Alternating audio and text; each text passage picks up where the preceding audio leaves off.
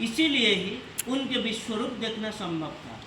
इसीलिए विश्वरूप दर्शन के वजह से अर्जुन के जो अनुभूति हुआ था वो तो ठीक ही, महापुरुष के दर्शन की वजह से, संगलाव की वजह से कितने कितने मनुष्य के कितना परिवर्तन होता है। सार्वभौम पंडित, चारों दिग उनके कितने नाम, कितने बड़े बड़े पंडित, फिर बाद में वो महाप्रभु के संगलाभ करते हैं, भक्ति मार्ग में चले आते हैं। रत्नाकर भी वही हुआ था उसके साथ। तो फिर व्यापार क्या हुआ? व्यापार ये है अनुभूति, दर्शन, ज्ञान सब अंगांगी भाव से जड़ित। फिर प्रश्न ये उठता है, विश्वास भी क्या इसके साथ रहता है? किसी पितृदेव बोलते हैं हाँ, सभी उसके साथ युक्त रहता है। विश्वास सभी के अंदर है, फिर होते होते विश्वास गाढ़ होता है। फिर एक बंकिमदा बोलते हैं, ठाकुर के वाणी की व्याख्या से ये प्रतीत होता है, भाव या अनुभूति से विश्वास आता है। ये भाव कहने से मैं क्या समझूँ? जैसे पितृदेव बोलते हैं, भू धातु से भाव आया है और भाव का मतलब होना, भाव हुआ है मतलब उस तरह जिस भाव की बात यहाँ बोला गया है।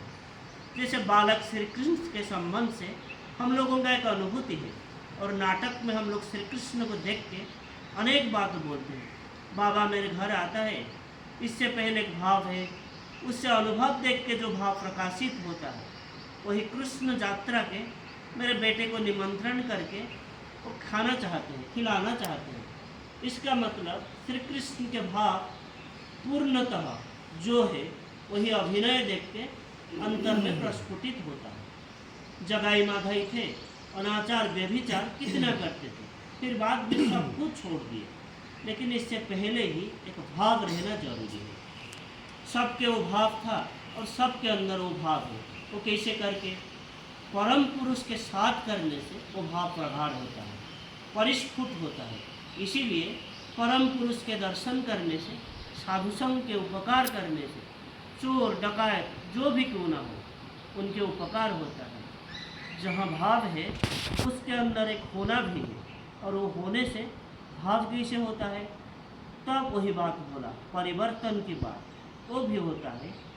एक स्तर या स्फीयर तक परिवर्तन होता है। इसीलिए सबके अंदर भाव है, वो होने से जो शायल है, लेकिन परिवर्तन प्रत्येक के अपनी अपनी वैशिष्ट्य के अनुଯାयी होता है। ये इष्ट प्रसंग से 25 सितंबर 74 से लिया गया। आज के लिए इतना ही। वंदे पुरुषोत्तम, वंदे पुरुषोत्तम। जय।